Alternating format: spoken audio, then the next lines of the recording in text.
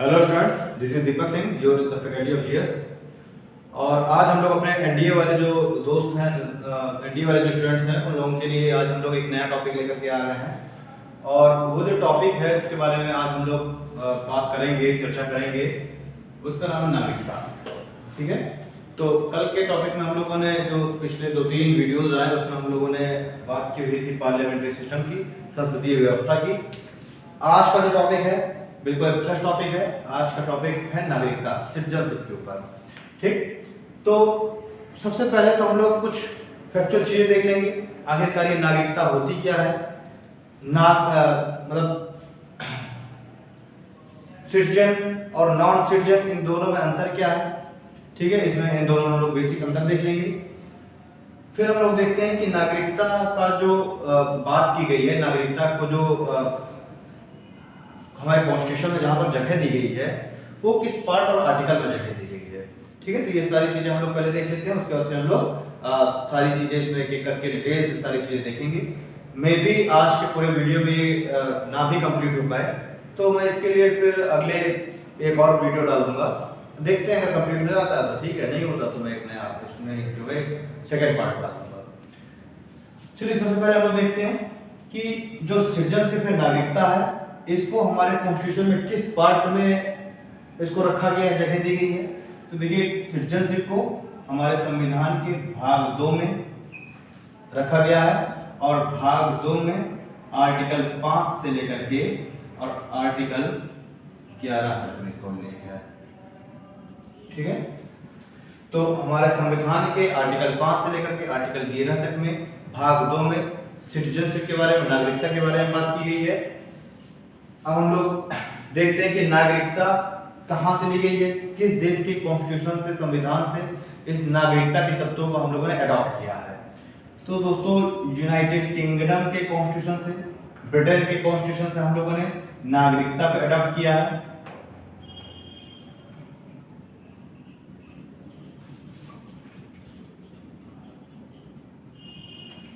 ठीक है, जो यूनाइटेड किंगडम का जो ब्रिटेन का जो संविधान है, उससे हम लोगों ने नागरिकता को अडॉप्ट किया है। अडॉप्ट करने का मतलब ये नहीं कि हम लोगों ने बिल्कुल कॉपी कर लिया है। इसका मतलब ये है कि हमने वहां से जो उसके जो मुख्य चीजें थी, जो अच्छी चीजें थी, उनको हम लोगों ने लिया, अपने देश के हिसाब से हमने उनमें कुछ जरूरी संशोधन किया, और फिर उसके बाद हमने अपने संविधान में उनको जगह दी। ठीक है, तो यूनाइटेड किंगडम से हमने सिटीजनशिप को अडॉप्ट किया है। आर्टिकल 5 से लेकर 11 तक में इसका जिक्र किया गया है और भाग 2 में दर्शित है। चलिए, अब हम लोग देखते हैं कि आखिरकार नागरिक होता क्या है। अगर नागरिक शब्द, देखिए नागरिकता तो ठीक है, नागरिकता तो हम तभी समझेंगे जब हम नागरिक शब्द को समझेंगे। तो आखिरकार दोस्तों, नागरिक क्या होता है, नागरिक और गैर नागरिक में अंतर क्या होता है। ठीक है, नागरिक और गैर नागरिक में अंतर क्या होता है। तो देखिए, नागरिक का जो अर्थ है, तो मान लीजिए कोई देश है, उस देश की सीमाओं के भीतर निवास करने वाले वो प्रत्येक व्यक्ति जो कि उस देश के जो कानून है, उस देश ने जो कानून बनाए हैं, उन कानूनों के अंतर्गत उनको वहां पर निवास करने की स्वीकृति मिली हुई है। ठीक है, यानी किसी देश की कानून के अंतर्गत जो व्यक्ति है उस देश में निवास कर रहे हैं, तो उन सभी व्यक्तियों को क्या कहते हैं, उस देश का नागरिक कहते हैं। यानी कि वो देश क्या है, अगर कानून बना करके किन्हीं व्यक्तियों को उस देश में निवास करने का अधिकार प्रदान कर देती है, स्वीकृति प्रदान कर देता है वो देश, तो उन सभी व्यक्तियों को हम उस देश का क्या कहेंगे, नागरिक कहेंगे। ठीक है, चलिए, अब जो ये नागरिक है, तो अब जो नागरिक है, तो इन नागरिकों को उन ऐसे व्यक्तियों के कंपैरिजन में कुछ अधिक अधिकार प्राप्त होते हैं जो कि देश के नागरिक ना हो। मतलब कि सपोज दैट कोई व्यक्ति ऐसा है जिसको हमारे संविधान के द्वारा, हमारी सरकार के द्वारा उसको मान्यता नहीं दी गई है, उसको नागरिकता प्रदान नहीं की गई है, तो उसको जो है कुछ कम अधिकार प्राप्त होंगे, बशर्ते आर्टिकल 20 और आर्टिकल 21 जो है वो तो प्राप्त होगा उसे। ठीक है, जीवन जीने का अधिकार तो प्राप्त होगा, प्राण एवं दैहिक स्वतंत्रता का अधिकार तो प्राप्त होगा, लेकिन उसको कुछ ऐसे अधिकार हैं जो कि नागरिक के कंपैरिजन में कम प्राप्त होते हैं। ठीक है, तो जो व्यक्ति नागरिक होता है, तो नागरिक को जो है सभी प्रकार के कानूनी एवं राजनीतिक अधिकार प्राप्त होते हैं। सभी प्रकार के कानूनी एवं राजनीतिक अधिकार प्राप्त होते हैं। ठीक है, जो नागरिक होता है उसको देश के अंदर सभी प्रकार के कानूनी एवं राजनीतिक अधिकार प्राप्त होते हैं। कानूनी अधिकारों में हम लोग देख लेते हैं, जैसे कि वहां पर कोई भी नौकरी प्राप्त कर लेने का अधिकार, ठीक है, भेदभाव न किए जाने के विरुद्ध अधिकार, ठीक, मतलब अगर कोई व्यक्ति भारत का नागरिक है तो क्या कर सकता है, वो किसी भी पद पर आसीन हो सकता है, चाहे वो राष्ट्रपति का पद हो, सुप्रीम कोर्ट के जज का पद हो, ठीक है, किसी भी पद पर आसीन हो सकता है। लोक नियोजन के सब्जेक्ट में उससे किसी भी प्रकार का भेदभाव नहीं किया जाएगा, किसी भी प्रकार का उसके साथ सामाजिक तौर पर भेदभाव नहीं किया जाएगा, ठीक है। तो ये सारे क्या है, कानूनी अधिकार हैं। रही बात राजनीतिक अधिकारों की, तो जो व्यक्ति भारत का नागरिक होगा, ठीक है, भारत का जो सिटीजन होगा, उसको जो है वोट डालने का अधिकार, वोटिंग राइट, साथ ही साथ इलेक्शन में खड़े होने का अधिकार, ठीक है ना, यानी कि एक तो उसको मतदान का भी अधिकार होगा और दूसरा चुनाव में खड़े होने का यानी प्रत्याशी बनने का भी अधिकार होगा। वो चाहे तो लोकसभा का चुनाव लड़ सकता है, विधानसभा का चुनाव लड़ सकता है, ठीक है, वो जो है कोई भी इलेक्शन में खड़ा हो सकता है, पार्टिसिपेट कर सकता है, इलेक्शन में प्रत्याशी भी बन सकता है, ठीक है। तो ये क्या है, ये राजनीतिक अधिकार है। तो व्यक्ति को कानूनी अधिकार भी मिलेंगे, लोक नियोजन के जो अधिकार है वो हो गया कानूनी, ठीक, भेदभाव के विरुद्ध अधिकार,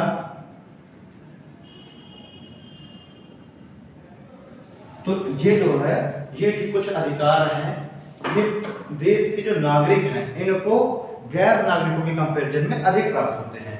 जो गैर नागरिक होंगे, जो भारत के जो संविधान, भारत की जो संसद है उसके द्वारा बनाए गए, फिर संसद में जो वर्णित जो आर्टिकल्स हैं, जो वर्णित जो उपबंध हैं, उनके अनुसार जिस व्यक्ति को नागरिक नहीं माना गया है उसको बहुत सारे अधिकार प्राप्त नहीं होंगे। जैसे कि कानूनी अधिकार बहुत सारे प्राप्त होंगे।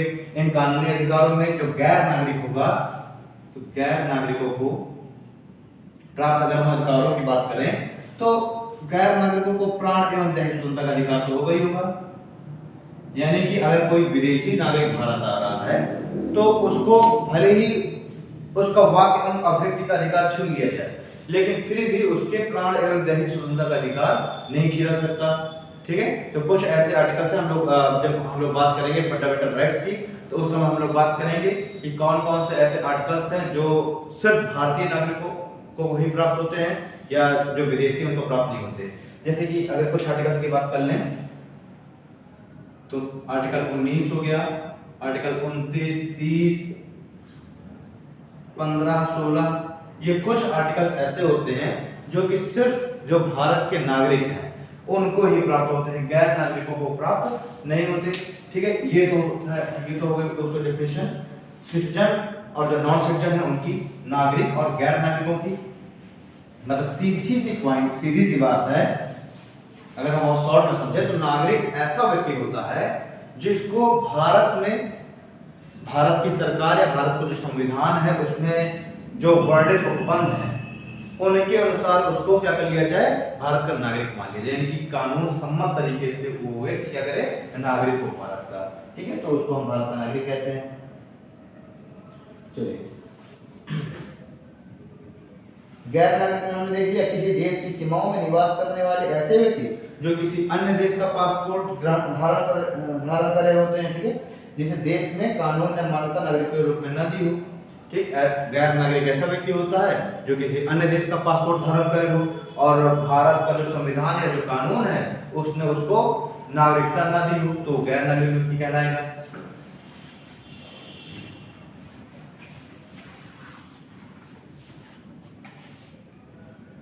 एक और वर्ड आता है, आप लोगों ने बहुत बार नाम सुना होगा, भारतीय डायस्पोरा।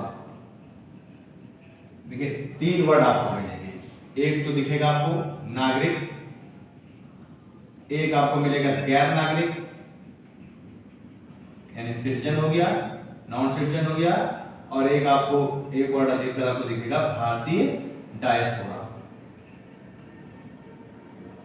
ठीक है, डायस्पोरा मीन्स क्या, बिखराव। अगर डायस्पोरा को हम समझे एक वर्ड में तो क्या, बिखराव। तो अब ये इन तीनों वर्डों के बारे में देखिए, नागरिक के बारे में तो हमने बात करी कि कानून सम्मत तरीके से जिस व्यक्ति को नागरिकता दे दी गई हो, भारत में एक वैलिड तरीके से जो व्यक्ति निवास करने का अधिकारी हो, वो क्या हो जाएगा, वो तो नागरिक हो जाएगा। ठीक है, गैर नागरिक की हम लोगों ने बात कर ली, एक नागरिक की बात कर ली जो कि क्या है, भारत के भीतर कानून सम्मत तरीके से, कानून सम्मत निवासी। ठीक है, वो क्या होता है, नागरिक। गैर नागरिक कौन होगा, किसी अन्य देश का पासपोर्ट ग्रहण करता हो व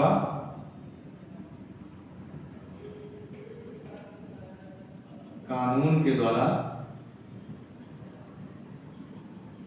नागरिकता प्राप्त न हो।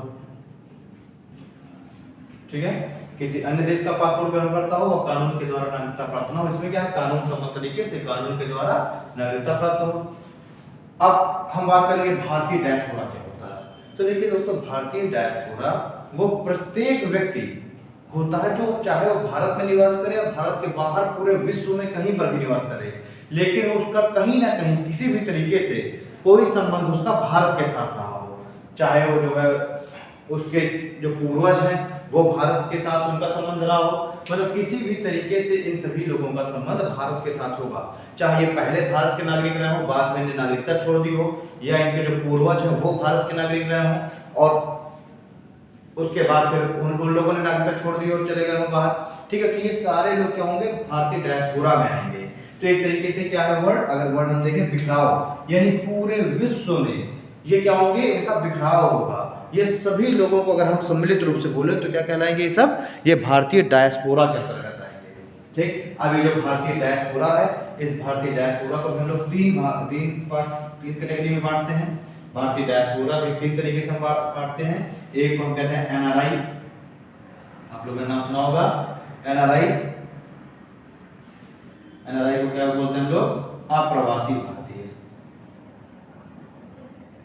एनआरआई को क्या बोलते हैं, अप्रवासी भारतीय। अप्रवासी भारतीय हो गया एनआरआई। एक होता है आपका पीआईओ। ठीक, एक तो आपका अप्रवासी भारतीय होता है, एक होता है पीआईओ, भारतीय मूल का व्यक्ति, यानी people of Indian origin. PIO भारतीय मूल का व्यक्ति। ठीक है, PIO people of Indian origin. और एक आपका होता है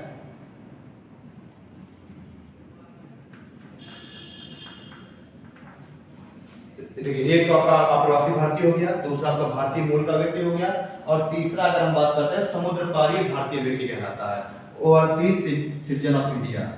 हाँ ठीक, ओसीआई।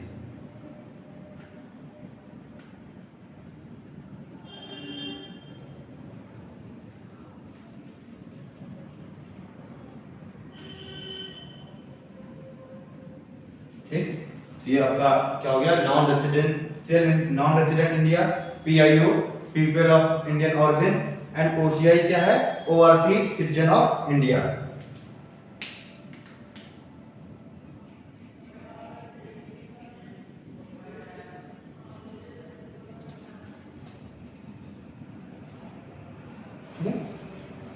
तो जो भारतीय डायस्पोरा है, भारतीय डायस्पोरा के अंतर्गत, इस भारतीय डायस्पोरा के अंतर्गत हम लोग किनको शामिल करेंगे, तीन कैटेगरी में शामिल करते हैं। भारतीय डायस्पोरा के अंतर्गत हम लोग तीन तरीके से उसको कैटेगराइज करेंगे, एनआरआई, पीआईओ और ओसीआई।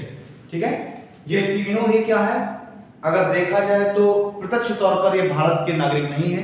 इन लोगों ने भारत के अलावा किसी दूसरे देश की नागरिकता ग्रहण कर ली है, यानी भारत की नागरिकता को इन लोगों ने छोड़ दिया है। ठीक है, यानी कि प्रेजेंट टाइम में ये तीनों लोग किसी दूसरे देश का पासपोर्ट ग्रहण कर रहे हैं, किसी दूसरे देश की नागरिकता ग्रहण किए हुए हैं, परंतु इन तीनों का ही संबंध कहीं ना कहीं इन तीनों का संबंध भारत के साथ है। ठीक है। जैसे कि जो अप्रवासी भारतीय हैं इनको भी हम देखें तो ये भी एक तरीके से क्या है, भारत के ही नागरिक हैं, जो क्या करते हैं, जो कि अब किसी दूसरे देश में जाकर बस गए हैं। मतलब अभी हम लोग एक एक करके इनकी बात करेंगे, एनआरआई की भी, कि एनआरआई में कंडीशन क्या होती है, पीआईओ में क्या कंडीशन है, ओसीआई में क्या कंडीशन है, और इनको जो है क्या सुविधाएं अधिक दी गई हैं, ठीक है ना। इनको जो है कुछ हम लोग कुछ सुविधाएं भी इनको देते हैं, तो उन सभी की चर्चा हम लोग करेंगे। अगर से हम लोग बात करते हैं कि एनआरआई क्या होता है, तो देखिए चलिए एक एक हम लोग बात करते हैं। एनआरआई को देखते हैं।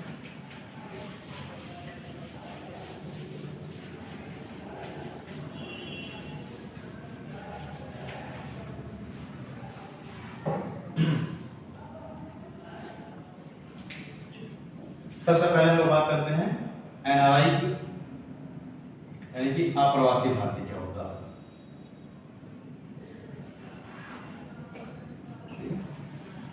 तो देखिए एनआरआई दोस्तों ऐसा व्यक्ति होता है जो भारत का पासपोर्ट धारण करता हो, जो भारत का पासपोर्ट धारण करता हो,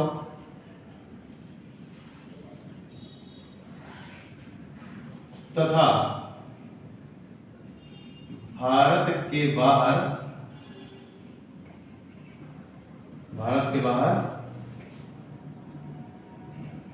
वर्ष में कम से कम 182 दिन रहता हो, ठीक है, तथा भारत के बाहर वर्ष में कम से कम 182 दिन रहता हो, ठीक है। तो एनआरआई ऐसा व्यक्ति होगा जो कि भारत का पासपोर्ट तो भारत का धारण करता होगा, यानी कि नागरिकता तो उसकी भारत की होगी, लेकिन वो भारत के बाहर किसी भी अन्य देश में वो जो है एक वर्ष में कम से कम 182 दिन या उससे अधिक भारत के बाहर निवास करता हो। और इसके बाहर निवास करने का कारण क्या हो सकता है, शिक्षा, व्यापार एवं आजीविका, ठीक है। मतलब हम कहें कि अगर कोई व्यक्ति शिक्षा प्राप्त करने हेतु, व्यापार हेतु या फिर आजीविका के लिए, ठीक है, यानी कि अगर वहां जॉब कर रहा है, तो सपोज दैट कोई डॉक्टर है, भारत से वो डॉक्टर चला गया अमेरिका, चला गया अमेरिका में अपनी सेवाएं दे रहा है, तो अगर वो है तो नागरिक, वो भारत का नागरिकता, वो भारत की ग्रहण किया हुआ है उसने, अमेरिका का वीजा लेकर के, और वो अमेरिका में अपनी सेवाएं दे रहा है, और एक वर्ष में कम से कम 182 दिन या उससे अधिक वो अगर बाहर रहे, भारत के बाहर रहे, तो उसको हम लोग एनआरआई बोलते हैं। क्लियर है बात। तो एनआरआई का मतलब ऐसा नहीं है कि उस व्यक्ति ने भारत की नागरिकता ही छोड़ दी है वो व्यक्ति भारत का ही नागरिक, लेकिन किसी दूसरे देश में वो एक वर्ष के 182 दिन या उससे अधिक समय जो है भारत के बाहर रह रहा है, भारत के बाहर किसी अन्य देश में रह रहा है, तो उस व्यक्ति को हम क्या बोलेंगे, एनआरआई बोलेंगे, ठीक है।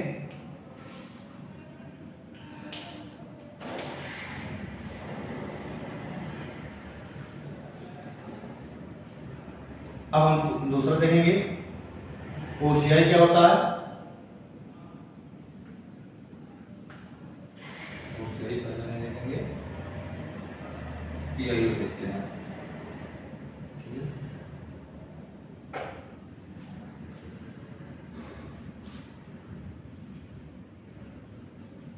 पीपल ऑफ इंडियन ओरिजिन, ठीक है, यानी कि भारतीय मूल का व्यक्ति। ये तो क्या हो गया, अप्रवासी भारतीय। पीआईओ क्या होता है, भारतीय मूल का व्यक्ति।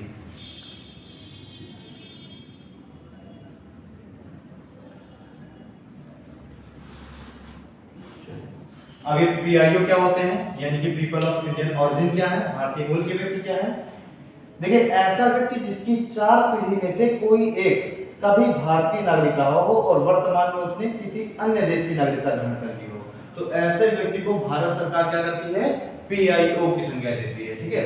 ऐसा व्यक्ति क्या कहलाएगा, ऐसा व्यक्ति पीपल ऑफ इंडियन ओरिजिन, भारतीय मूल का व्यक्ति कहलाएगा, और जो भारतीय सरकार है उसको पीआईओ कार्ड जारी करेगी, ठीक। तो इसमें क्या है, ऐसा व्यक्ति जिसकी 4 पीढ़ियों में से, ध्यान रखना है आपको, इसकी मतलब माता पिता, माता पिता के माता पिता या फिर उनके माता पिता, यानी कि ऐसा व्यक्ति जिसकी 4 पीढ़ियों में से, 4 पीढ़ियों में से कोई भारतीय नागरिक हो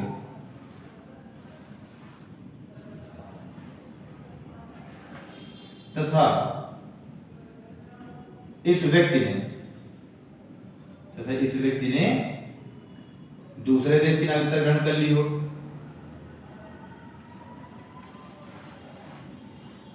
नागरिकता ग्रहण कर ली हो, ठीक है। मतलब कि क्या है, ऐसा व्यक्ति जिसकी 4 पीढ़ियों में से कोई एक कभी भारतीय नागरिक रहा हो और वर्तमान में उस व्यक्ति ने किसी अन्य देश की नागरिकता ग्रहण कर ली हो, तो ये क्या कहलाएगा, भारतीय मूल का व्यक्ति कहलाएगा।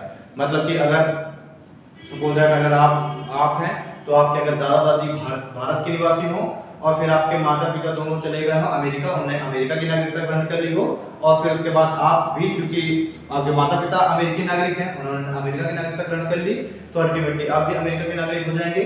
तो चूंकि आपके जो दादा दादी हैं वो भारत के नागरिक थे, ठीक है, आपके दादा दादी क्या है, भारत के नागरिक थे, इस वजह से आपको क्या माना जाएगा, आपको भारतीय मूल का व्यक्ति माना जाएगा, ठीक है, पब्लिक ऑफ वो पीपल ऑफ इंडियन ओरिजिन माना जाएगा, ठीक। तो देखिए दोनों में बेसिक अंतर यहाँ पर देखिए, ये क्या है, भारत का पासपोर्ट धारण कर रहा है तथा भारत के बाहर वर्ष में कम से कम 182 दिन या उससे अधिक भारत के बाहर अगर रह रहा है, ठीक है, किन कारणों से, शिक्षा, व्यापार एवं आजीविका हेतु, लेकिन है नागरिक को भारत का, तो क्या कहलाएगा, एनआरआई कहलाएगा।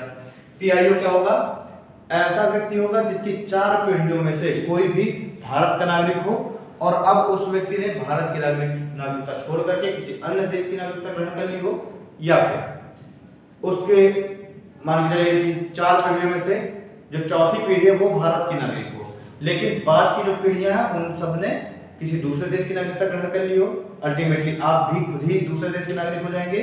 तो चूंकि आपकी चौथी पीढ़ी भारत की नागरिक है, इस कारण से आपको पीआईओ कार्ड जारी कर दिया जाएगा, आपको पीपल ऑफ इंडियन ओरिजिन माना जाएगा, भारतीय मूल का व्यक्ति माना जाएगा, ठीक। तो हम देखेंगे भारत सरकार पीआईओ कार्ड जारी करती है, ऐसे व्यक्तियों के लिए भारत सरकार क्या करती है, पीआईओ कार्ड जारी करती है। अभी आगे हम लोग देखेंगे कि पीआईओ कार्ड क्या है, ठीक है, ओसीसी कार्ड क्या है, इन सभी के बारे में हम लोग आगे जिक्र करेंगे, क्या होता है पीआईओ कार्ड, क्या होता है ओसीसी कार्ड। अब अगला हम लोग देखेंगे समुद्र पारी भारतीय नागरिक,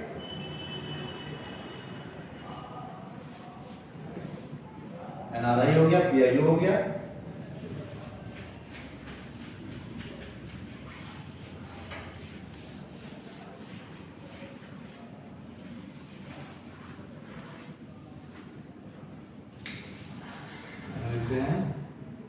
OCI, overseas citizen of India,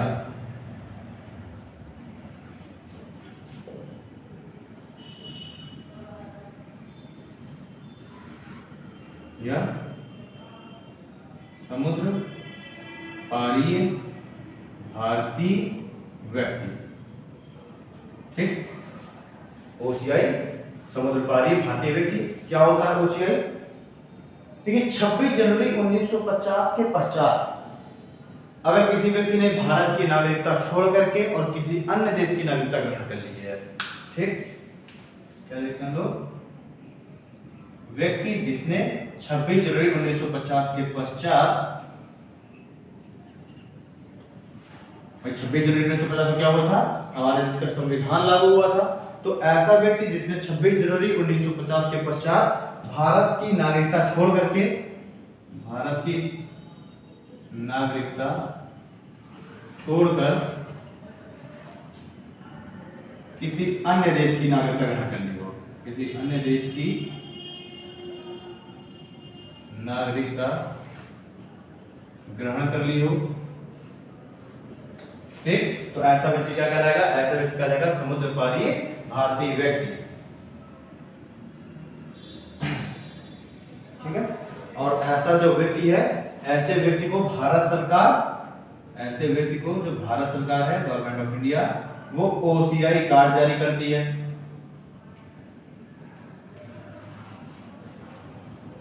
ठीक है। तो ये देखिए ओसीआई कार्ड किसको जारी होता है, जो समुद्र पारी भारतीय व्यक्ति हैं। अंतर क्या है देखिए दोनों में, इस व्यक्ति ने क्या किया 26 जनवरी 1950 के पश्चात भारत की नागरिकता छोड़ करके और फिर किसी अन्य देश की नागरिकता ग्रहण कर ली है। क्लियर।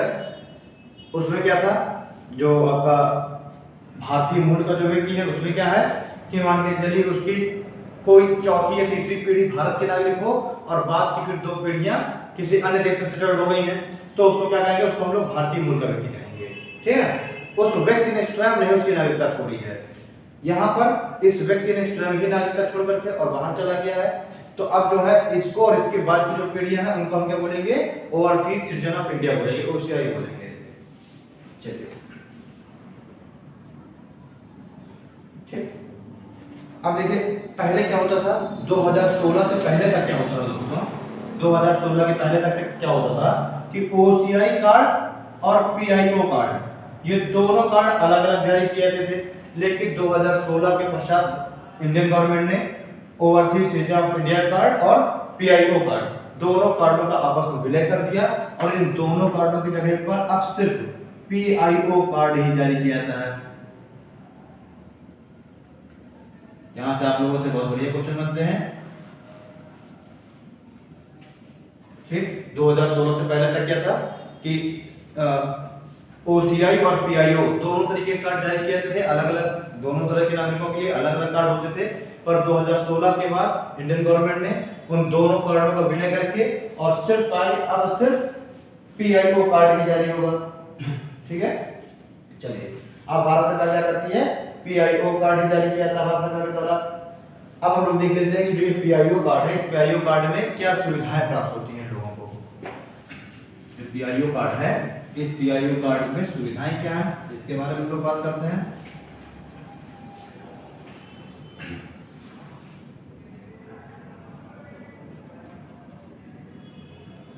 पीआईओ कार्ड द्वारा प्रदत्त सुविधाएं। पीआईओ कार्ड द्वारा प्रदत्त सुविधाएं क्या क्या है। पहला हम देखते हैं कि देखिए जो व्यक्ति भारतीय मूल का हो या समुद्र पारीय भारतीय व्यक्ति हो, ऐसे सभी व्यक्तियों को आजीवन भारत में वीजा मुक्त प्रवेश की अनुमति। ठीक है। तो अगर कोई भी व्यक्ति पीआईओ कार्ड धारक है, भारतीय मूल का हो या फिर इंडियन ओवरसीज हो, ठीक है, ओवरसीज सिटीजन ऑफ इंडिया हो, तो ऐसे व्यक्तियों को मतलब जिसके पास भी पीआईओ कार्ड है उसको आजीवन भारत में वीजा मुक्त प्रवेश की अनुमति होगी। यानी अगर उस व्यक्ति को भारत आना है, ठीक है, व्यापार करने आना है, घूमने आना है, अपने जो रिश्तेदार है भारत में उनके यहाँ उनसे मिलने आना है, किसी वैवाहिक कार्यक्रम में शामिल होने आना है, तो ऐसे व्यक्तियों को अब भारत सरकार से जो गृह मंत्रालय है उससे वीजा लेने की आवश्यकता नहीं होगी। उसका आजीवन भारत में वीजा मुक्त प्रवेश की छूट है उसको। ठीक है। बस उसके पास क्या है, पीआईओ कार्ड होना चाहिए। ठीक। अगला हम लोग देखते हैं क्या है कि अगर ऐसा व्यक्ति भारत में 180 दिन से कम निवास करना चाहता है, ठीक है, पीआईओ कार्ड धारक यदि भारत में 180 दिन से कम निवास करना चाहता है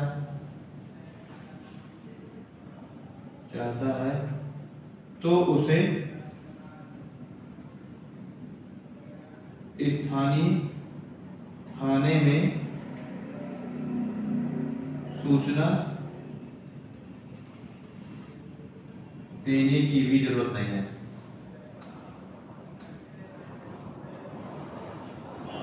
देखिए क्या होता है, मान के चलिए अगर कोई पीआईओ कार्ड धारक है या फिर कोई भी अगर व्यक्ति है विदेशी, कोई भी व्यक्ति अगर भारत आ रहा है तो जिस जगह पर उसको निवास करना है, जिस जगह पर वो जा रहा है, जिस जगह पर उसका होटल है वो निवास करेगा, उसके आसपास के स्थानीय थाने में उसको अपने भारत आने की सूचना देनी होती है। ठीक है।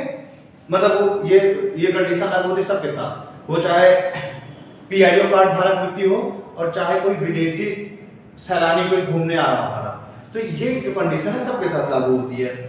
ठीक है, तो उसको क्या है, स्थानीय थाने में रिपोर्ट करनी होती है, स्थानीय थाने में अपने भारत आने की, अपने उस स्थान में निवास करने की, उसको स्थानीय थाने में जो इंचार्ज होगा उसको जानकारी देनी होती है।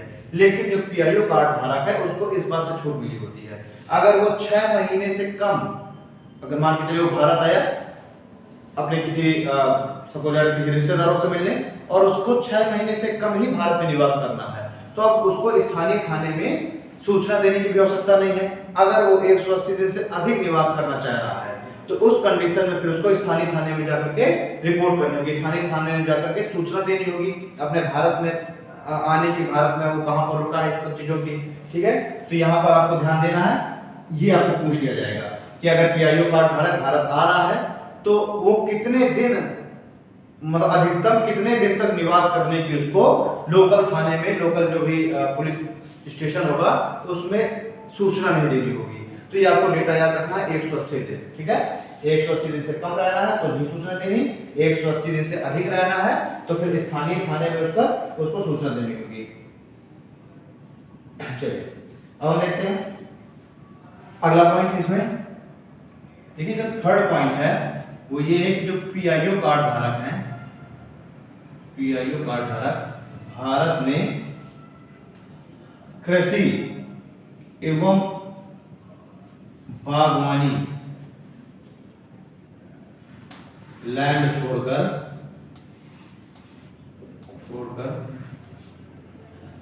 कोई भी संपत्ति,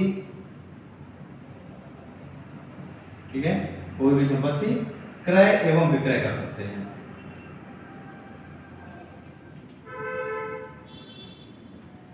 ठीक, तो जो पीआईओ कार्ड धारक व्यक्ति हैं तो वो एग्रीकल्चर लैंड नहीं ले सकते, हॉर्टिकल्चर लैंड नहीं ले सकते, कृषि और बागवानी की जमीन नहीं खरीद सकते। लेकिन अगर कोई भी उनको फ्लैट लेना है, कोई भी रेसिडेंशियल कोई प्लॉट लेना है, ठीक है, तो उसको वो भारत में आकर के खरीद सकते हैं, बेच सकते हैं। ठीक, तो इसमें भी आपसे यहाँ ये भी काफी इंपॉर्टेंट है, आपसे पूछ लिया जाएगा कि जो पीआईओ कार्ड धारक हैं वो किस प्रकार की संपत्ति को खरीद और बेच नहीं सकते, किस प्रकार की संपत्ति का क्रय विक्रय नहीं कर सकते। तो यहाँ पर आपको ध्यान देना है, कृषि एवं बागवानी जो लैंड होगी, ठीक है ना, एग्रीकल्चर एंड हॉर्टिकल्चर जो लैंड होगी उसको सेल्फ परचेज नहीं कर सकते जो आपके पीआईओ कार्ड धारक हैं।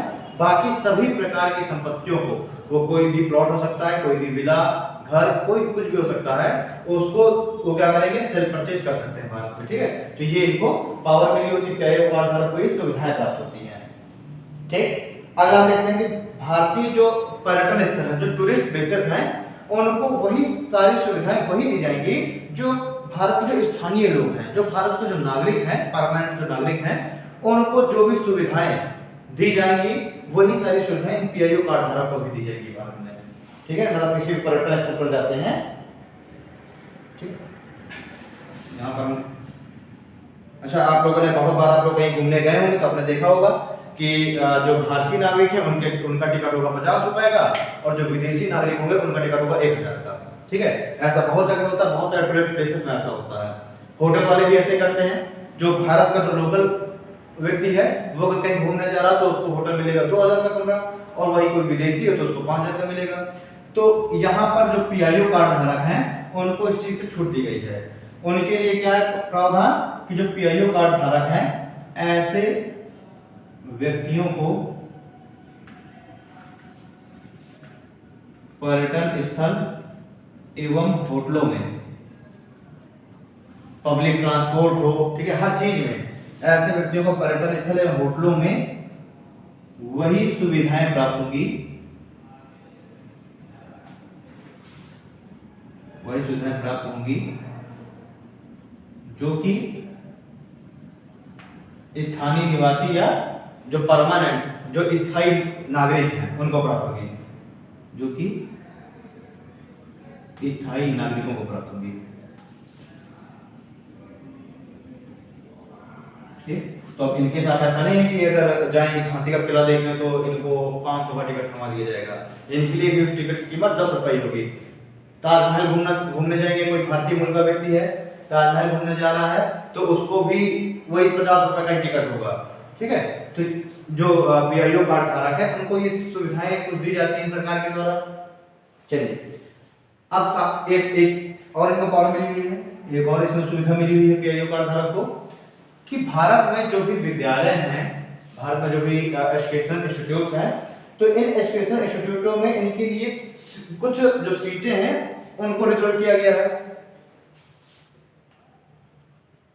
भारतीय विद्यालयों में मान के चलिए कोई भारतीय मूल का कोई व्यक्ति है, वो भारत की किसी आईआईटी में वो आना चाह रहा है शिक्षा प्राप्त करने, किसी आईआईटी में वो एडमिशन लेना चाह रहा है, तो यहाँ पर जो पीआईओ कार्ड धारक हैं, तो जितने भी भारत के जो इंस्टीट्यूट्स हैं, ऐसे इंस्टीट्यूशन हैं, उनमें कुछ सीट रिजर्व की जाती हैं।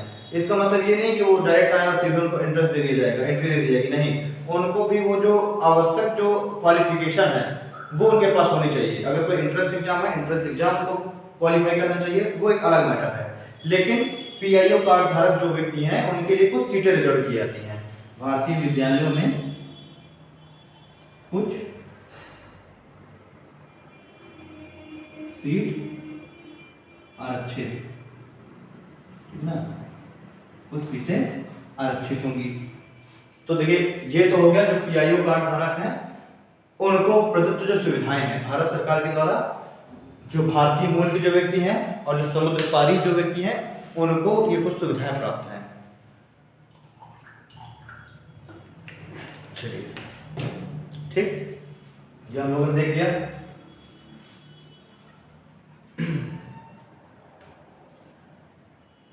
अब हम लोग देख लेते हैं कुछ, अच्छा एक आप लोगों ने सुना होगा कि प्रवासी भारतीय दिवस मनाया जाता है, तो थोड़ा सा कुछ फैक्चुअल चीज हम लोग प्रवासी भारतीय दिवस के बारे में देख लेंगे। क्या होता है प्रवासी भारतीय दिवस? तो दोस्तों देखिए क्या होगा, 7 से 9 जनवरी 2003 को पहली बार एलन सिंघवी कमेटी की सिफारिश पर इसको आरंभ किया गया। सबसे पहली बार जो प्रवासी भारतीय दिवस है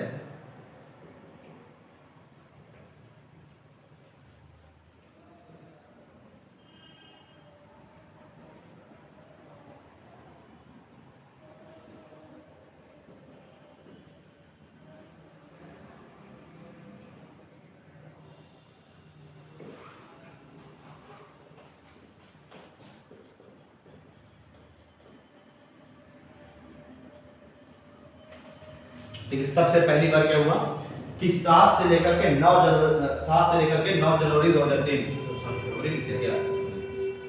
7 से लेकर के 9 जनवरी 2003 के बीच एलन सिंघवी कमेटी की सिफारिश पर सबसे पहली बार प्रवासी भारतीय दिवस हम लोगों ने सेलिब्रेट किया। अच्छा, इसकी आवश्यकता क्यों पड़ गई कि हम लोगों ने प्रवासी भारतीय दिवस हम लोगों ने सेलिब्रेट करना स्टार्ट कर दिया, यानी हम लोगों ने एक पूरा का पूरा उत्सव मनाना चालू कर दिया।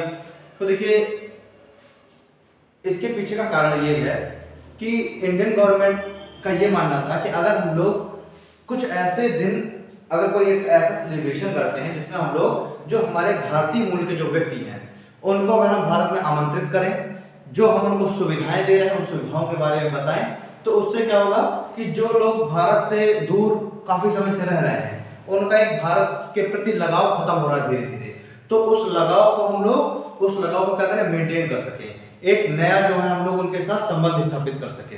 ठीक है, मतलब अपने भारत के ही नागरिक हैं और जो कई पीढ़ियों से वो लोग भारत रह रहे हैं, काफी लंबे समय से वो लोग भारत को छोड़ करके, भारत की नागरिकता को छोड़ करके रह कर आ रहे हैं विदेश में, लेकिन फिर भी अभी भी वो दिल से तो हिंदुस्तानी है, दिल से अभी भी भीतर से उनकी आस्था भारत के प्रति है, कहीं ना कहीं उनका एक लगाव भारत के प्रति है। क्यों? क्योंकि उनके जो पूर्वज हैं वो भारत से थे, ठीक है, उनकी पैतृक संपत्ति भारत में है, तो ये कहीं ना कहीं उनका एक इमोशनल टच भारत से है, और इस इमोशनल टच को ही और बढ़ाना, ठीक है, इनसे एक आत्मीयता का एक भावना जगाना, आत्मीयता की भावना, एक लगाव की भावना को इनसे पैदा करना, ठीक है।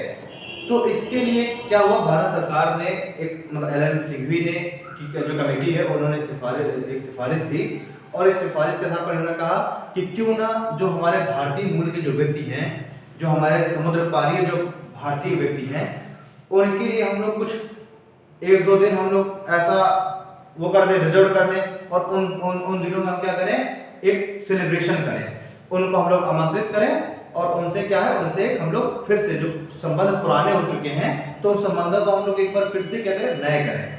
ठीक है, यानी उनके प्रति हम भारत के प्रति और लगाव पैदा करें। ठीक है, इसके कुछ फायदे भी थे, फायदे हुए भी, अभी भी हम देखते हैं कुछ प्रत्यक्ष फायदे हैं। अब जो व्यक्ति भारत छोड़कर के बाहर रह रहा है, काफी बढ़िया उसको क्या है कि विदेशों में वो कमा रहा है, आर्थिक रूप से काफी मजबूत है। ठीक है, अब हम लोग क्या करते हैं, उनको भारत में बुला करके प्रवासी भारतीय दिवस का जो सेलिब्रेशन होता है उसमें उनको हम लोग मोटिवेट करते हैं कि जितना आपसे हो सके तो भारत के प्रति आप क्या करिए, जितना आपसे हो सके तो हम सहायता कह सकते हैं, या फिर हम कह सकते हैं कि जो भी उनसे हो सकता है, ठीक है, उनके जो भी रिश्तेदार हैं भारत में, या फिर जो भारत सरकार की जो योजनाएं हैं उनमें वो इन्वेस्टमेंट कर सकते हैं। तो ऐसी चीजें हम लोग जब ये सारा करते हैं, हम लोग फंक्शन करते हैं, तो उसमें उनको हम लोग एक तरीके से मोटिवेट करते हैं। ठीक है, उसका हम लोगों ने अभी भी एपिडेमिक के समय भी काफी फायदा इसका देखा। बहुत सारे हमारे जो भारतीय मूल के व्यक्ति हैं उन लोगों ने खुले दिल के साथ, खुले दिल से भारत को बहुत सहयोग किया है। ठीक है, तो इससे जो है प्रवासी भारतीय दिवस मनाने के पीछे कुछ कारण भी थे, कुछ फायदे भी छुपे हुए थे हमारे, तो हम लोगों ने प्रवासी भारतीय दिवस सेलिब्रेट करना प्रारंभ किया। फिर हम देखते हैं मई 2004 में अप्रवासी भारतीय मंत्रालय का गठन कर दिया गया। मई 2004 में एक मंत्रालय का गठन कर दिया गया। इस मंत्रालय का नाम था अप्रवासी भारतीय मंत्रालय। इस मंत्रालय का गठन करने की आवश्यकता, मान के चलिए कोई अप्रवासी भारतीय है, उसको कुछ जानकारी प्राप्त करनी है, ठीक है, कुछ उसकी समस्याएं हैं, तो उन समस्याओं के समाधान हेतु पीआईओ कार्ड बनवाना है, तो उसके लिए क्या है, एक अलग मंत्रालय बना दिया गया। उस मंत्रालय का नाम क्या रखा गया, अप्रवासी भारतीय मंत्रालय। ठीक है, चलिए अगले चलो, सितंबर 2004 में क्या हुआ कि इस मंत्रालय का नाम बदल करके समुद्र पारीय भारतीय नागरिक मंत्रालय कर दिया गया। सितंबर 2004 में इस मंत्रालय का नाम बदल कर क्या कर दिया गया, समुद्र पारीय भारतीय नागरिक मंत्रालय। जिस मंत्रालय का नाम मई 2004 में जिसका गठन किया गया, अप्रवासी भारतीय मंत्रालय जिसका नाम था, तो सितंबर 2004 में उसी मंत्रालय का नाम बदल के कर दिया हमने समुद्र पारीय भारतीय नागरिक मंत्रालय। और वर्ष 2016 में इस मंत्रालय को समाप्त कर दिया गया और इसका जो कार्यभार है विदेश मंत्रालय को सौंप दिया गया। ठीक, फिर हम देखते हैं 2016 में नरेंद्र मोदी जी की सरकार ने इस मंत्रालय को समाप्त कर दिया। 2016 में इस मंत्रालय को समाप्त कर दिया, और जो समुद्र पारीय भारतीय मंत्रालय है इसको समाप्त कर दिया, और इसका जो कार्यभार है वो किसको सौंप दिया, वो विदेश मंत्रालय को सौंप दिया। मतलब 2004 से लेकर के एक अलग मंत्रालय था, विदेश मंत्रालय अलग था, ये मंत्रालय अलग था, लेकिन अब 2016 में क्या कर दिया गया कि इस जो ये अलग से जो मंत्रालय बनाया हुआ था इसको समाप्त करके, और इसका जो कार्यभार है वो विदेश मंत्रालय को सौंप दिया गया। ठीक है, जो फॉरेन मिनिस्ट्री हमारी उसको ही कार्यभार सौंप दिया गया, जो भी हमारे भारतीय मूल के व्यक्ति हैं इससे संबंधित जो भी कार्यभार था। चलिए हम लोग देखिए 2003 से प्रत्येक वर्ष प्रवासी भारतीय दिवस का आयोजन करते ही आ रहे हैं।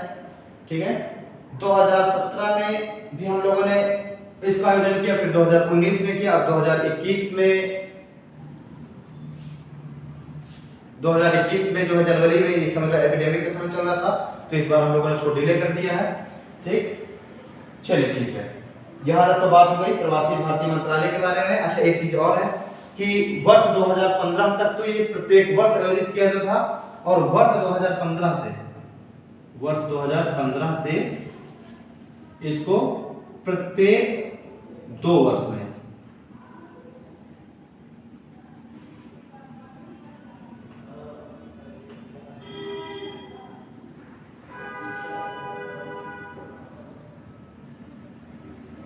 वर्ष 2015 तक ये जो अप्रवासी भारतीय दिवस है इसको हम लोग प्रत्येक वर्ष सेलिब्रेट करते थे, लेकिन अब 2015 के बाद हम प्रत्येक 2 साल में सेलिब्रेट करते हैं।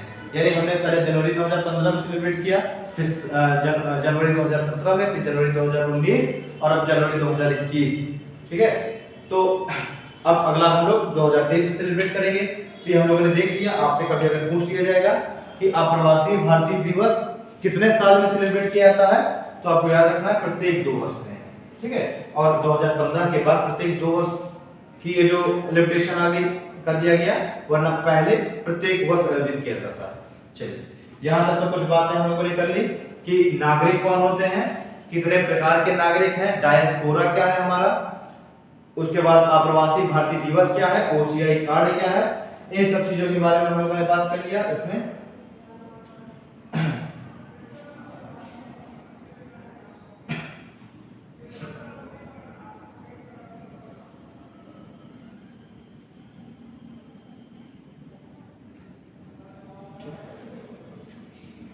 अब हम लोग बात करते हैं सीधे जो हमारी सिटीजनशिप है, जो नागरिकता है, उसके आर्टिकल्स के बारे में हम लोग बात करेंगे। यहाँ तक तो कुछ फैक्चुअल चीजें हो गई।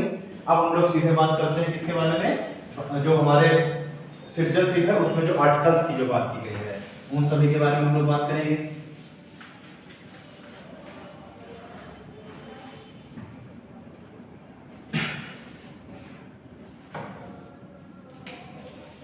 जब हम लोग नागरिकता की बात करेंगे तो नागरिकता के जो आर्टिकल्स हैं उनको भी हम 2 तरीके से बांट के पढ़ेंगे।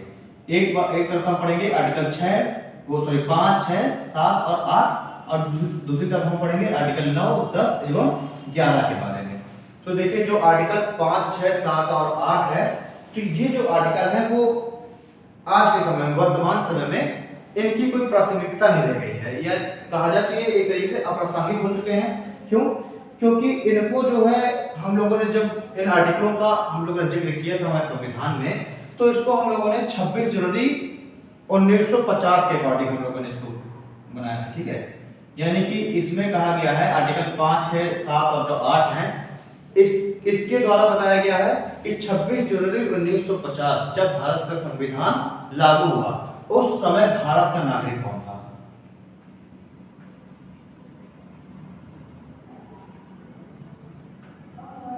ठीक है, तो एक तरीके से जो हमारा मूल संविधान है, जो हमारा संविधान है, उसमें जो है 5, 6, 7 और 8 का जिक्र किया गया था। उसमें क्या कहा गया था कि जिस दिन से भारत का संविधान लागू हो जाएगा, यानी कि 26 जनवरी 1950, उस दिन तक भारत का नागरिक कौन होगा।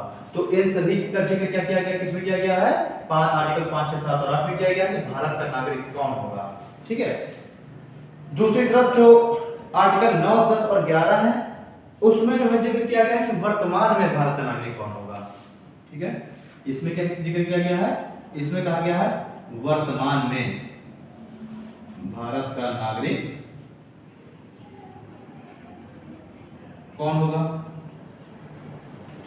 यानी हमारा जो संविधान है, उस संविधान में ये वर्णित कर किया गया था कि 26 जनवरी 1950 तक तो के बारे में तो सारी बातें बता दी गई थी, और फिर जो आर्टिकल 9, 10 और 11 है, उसमें ये कहा गया कि अब आगे जो भी नागरिकता संबंधी जो भी कानून बनेंगे, तो उन कानूनों को बनाने का अधिकार संसद के पास होगा। यानी जो भारत की जो संसद है, वो आर्टिकल 9, 10 और 11 के आधार पर क्या कर सकती है, कानून बना सकती है, और कानून बनाकर किसी व्यक्ति को भारत का नागरिक घोषित कर सकती है, या फिर जो व्यक्ति है उसकी नागरिकता छीनी जा सकती है। ठीक है, तो आर्टिकल 9, 10 और 11 में नागरिकता देने और उसको छीनने की बात की गई है। ये वर्तमान परिप्रेक्ष्य में है, ये वर्तमान परिप्रेक्ष्य में है, और ये क्या है, 26 जनवरी 1950 के परिप्रेक्ष्य में था, जिस तरह हमारा संविधान अडॉप्ट किया गया था, हमारा संविधान लागू किया गया था। ठीक है, तो आज की देखा जाए तो वर्तमान में अगर इसकी हम बात करें, वर्तमान में प्रासंगिकता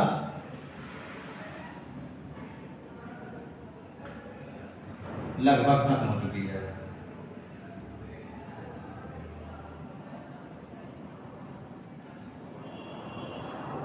ठीक, और उसके वर्तमान में वो भी प्रासंगिक है। चलिए अब हम लोग बात करते हैं आर्टिकल 5 क्या कहता है। सबसे पहले हम लोग बात कर लेते हैं आर्टिकल 5, 6, 7 और 8 की, फिर हम लोग 9, 10 और 11 की बात करेंगे। जो भी नागरिकता में जो भी संशोधन वगैरह आएंगे, नए नए हम लोग देखते हैं, वो सारे हम लोग इसी वाले पार्ट में देखते हैं। ठीक है, ये 5, 6, 7 और 8 पुराने चीज, इसमें कोई भी फेरबदल हम लोग नहीं देखते हैं। तो देखिए जो आर्टिकल 5 है, आर्टिकल 5 दोस्तों ये कहता है कि भारत का नागरिक कौन होगा। ठीक है, यानी आर्टिकल जो 5 है, ये किस बात का जिक्र करता है कि भारत का नागरिक कौन होगा। तो इसमें कहा गया है कि संविधान के लागू होते समय, आर्टिकल 5 में कहा गया है संविधान के लागू होते समय, यानी कि 26 जनवरी 1950 जिस दिन भारत का संविधान लागू हुआ है, उस दिन तक भारत का नागरिक कौन होगा, इसके बारे में बात की गई है। ठीक है, तो इसमें देखिए क्या कहा गया। पहला तो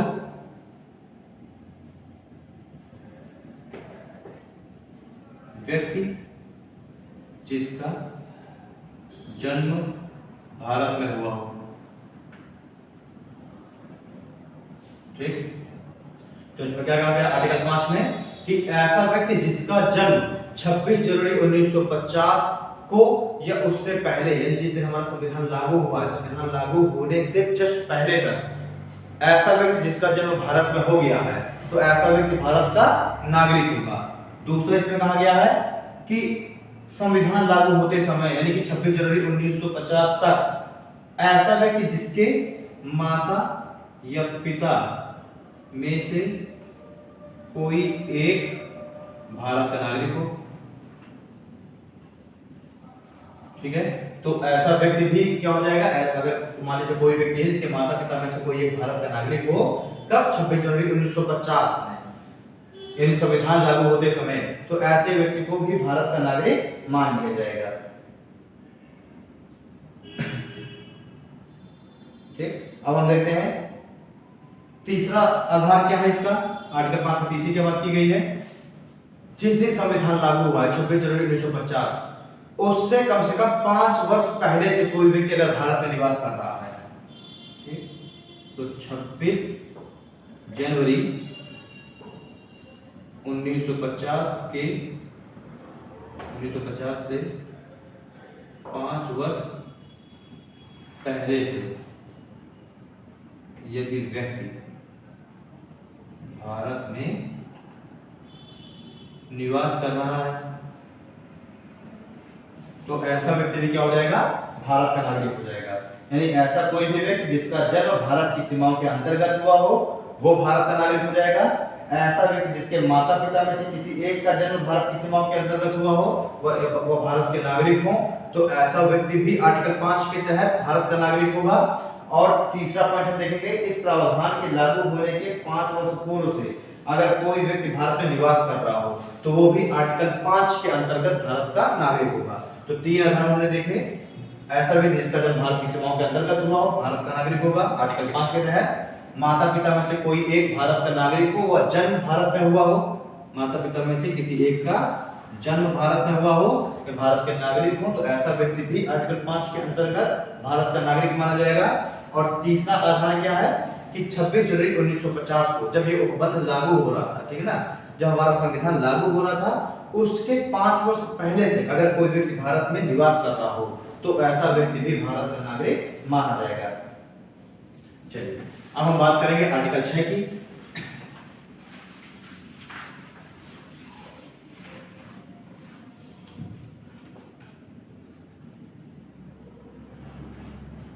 आर्टिकल 6 दोस्तों क्या कहता है, आर्टिकल 6 कहता है ऐसा व्यक्ति जो 19 जुलाई 1948 के पहले पाकिस्तान से भारत आ गया हो। ठीक, तो देखिए आर्टिकल 6 क्या कहता है, आर्टिकल 6 जो है 2 चीजें कहता है। एक तो कहता है कि ऐसा व्यक्ति जो 19 जुलाई 1948 से पहले ही भारत आ गया हो, ठीक है, तो वो क्या हो जाएगा, वो भी भारत का नागरिक हो जाएगा। इसमें लिख देंगे हम लोग बिना पंजीकरण।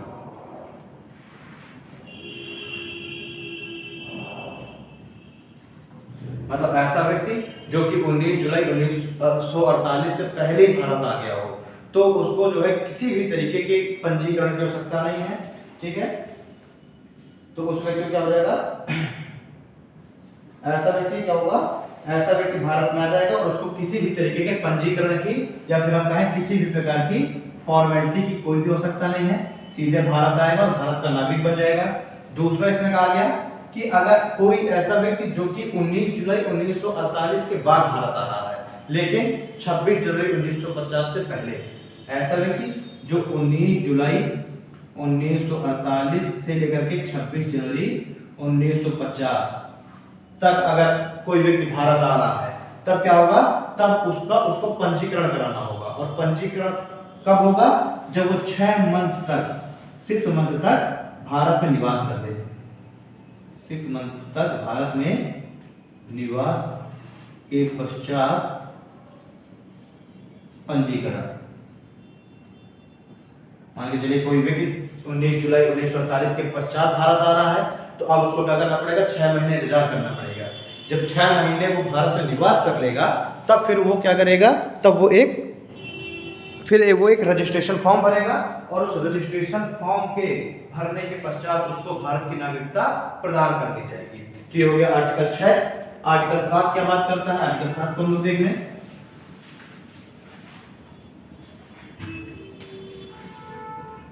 आर्टिकल 7 दोस्तों कहता है कि ऐसा व्यक्ति जो कि आजादी के समय, ठीक है, 15 अगस्त 1947 के पश्चात भारत गया, 15 अगस्त 1947 या उसके बाद, मतलब भारत से पाकिस्तान चला गया, ऐसा व्यक्ति जो 15 अगस्त 1947 जब भारत आजाद हुआ, तो भारत जब आजाद हुआ, धर्म के आधार पर आजाद हुआ, लोगों से ये भी कहा गया कि जो पाकिस्तान जाना चाहता है पाकिस्तान चला जाए, और पाकिस्तान वाले हिस्से का जो व्यक्ति है भारत आना चाहे भारत आ जाए। तो ऐसा व्यक्ति अगर मान लीजिए पाकिस्तान वाले क्षेत्र में कोई व्यक्ति रह रहा था, और जैसे ही आजादी की घोषणा की गई कि अब भारत के 2 टुकड़े होंगे, तो ऐसा व्यक्ति पाकिस्तान से चल के भारत आ गया, तो अब बिना किसी फॉर्मेलिटी के उसको नागरिक मान लिया जाएगा। पर अगर ऐसा व्यक्ति 19 जुलाई 1948 के बाद भारत आता है, तो अब उसको 6 महीने का इंतजार करना पड़ेगा, तब रजिस्ट्रेशन होगा, उसका पंजीकरण होगा।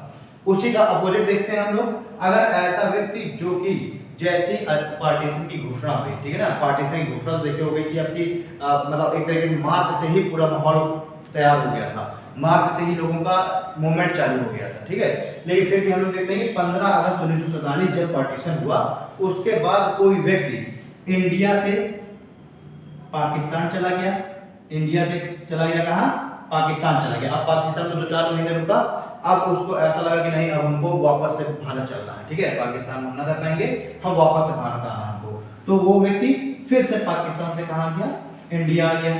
तो अब जो है, जो ऐसा जो व्यक्ति है वो अगर 19 जुलाई 1948 के पहले भारत आ जा रहा है, ठीक है, तो क्या है, उस एक फॉर्मेलिटी की जाए, मतलब एक उसको भी पंजीकरण कराना होगा। अगर कोई व्यक्ति पार्टीशन के बाद भारत से पाकिस्तान चला गया, और फिर 2-4-6 महीने रुकने के बाद फिर से पाकिस्तान से भारत आ गया,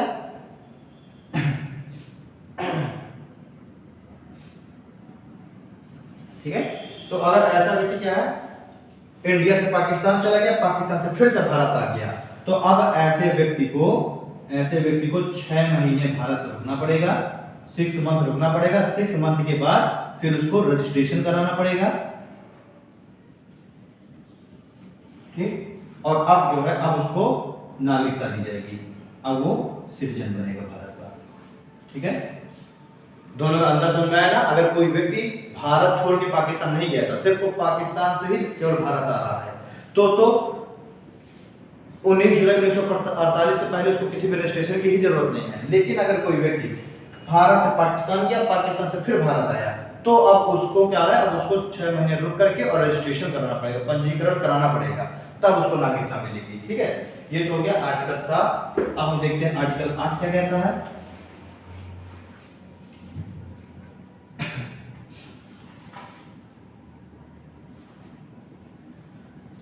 आर्टिकल 8 कहता है,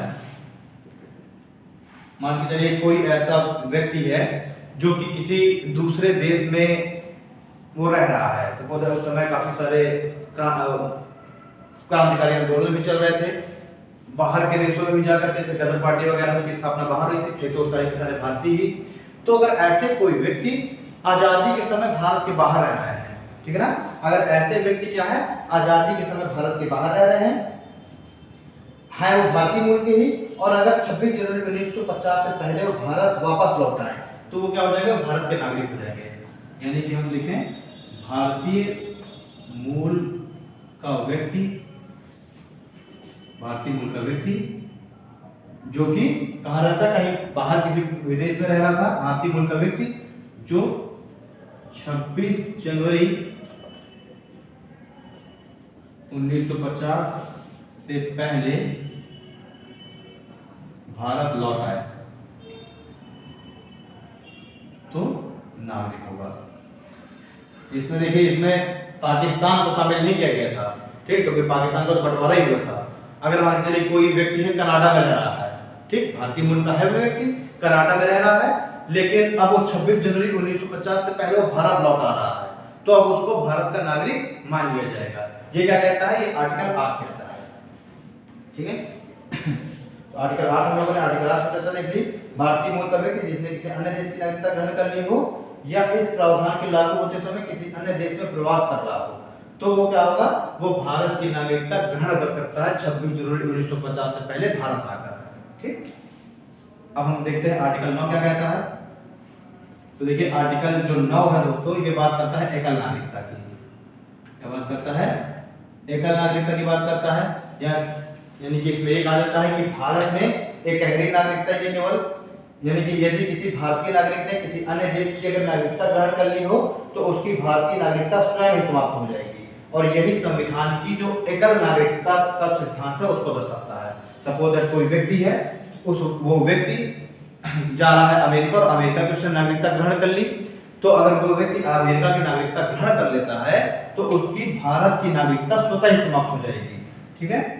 आर्टिकल 9 क्या कहता है, आर्टिकल 9 एक गहरी नागरिकता यानी एकल नागरिकता को प्रदर्शित करता है, और इसमें यह कहा गया है कि अगर कोई व्यक्ति किसी अन्य देश की नागरिकता ग्रहण कर लेता है तो उसकी भारत की जो नागरिकता है वो स्वतः ही समाप्त कर दी जाएगी।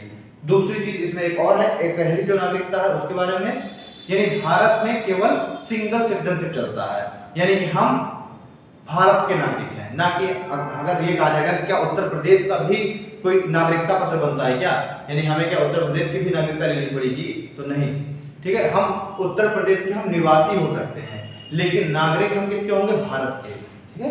तो भारत में राज्यों की अलग अलग नागरिकता, पहले जब जम्मू कश्मीर था तो एक अलग चीज थी कि भारत की भी नागरिकता होती थी और जम्मू कश्मीर राज्य की भी अलग से नागरिकता होती थी, अब वो तो खत्म हो गया। तो भारत में राज्यों की अलग से नागरिकता नहीं है कोई, केवल क्या है, सिंगल सिटीजनशिप है, मात्र भारत की नागरिकता। चलिए ये हो गया, आर्टिकल 9 हो गया। आर्टिकल 10 को हम लोग देखते हैं। इस भाग के अधीन घोषित नागरिक अपनी नागरिकता बनाए रखने के लिए संसद द्वारा बनाए गए कानून के अधीन रहेगा। मतलब जो आर्टिकल जो 10 है, आर्टिकल 10 नागरिकों के सिटीजन के अधिकारों के बारे में बात करता है,